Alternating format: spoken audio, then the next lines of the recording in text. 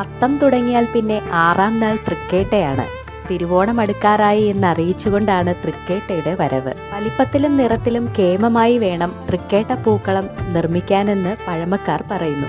6 ഇനം പൂക്കളാണ് തൃക്കേട്ട ദിവസം ഉപയോഗിക്കുക. പൂക്കളത്തിന്റെ 4 ദിക്കുകളിലും കാൽ നീട്ടുന്നത് അഥവാ വലിപ്പം കൂട്ടുന്നത് ഈ ദിനത്തിലാണ്.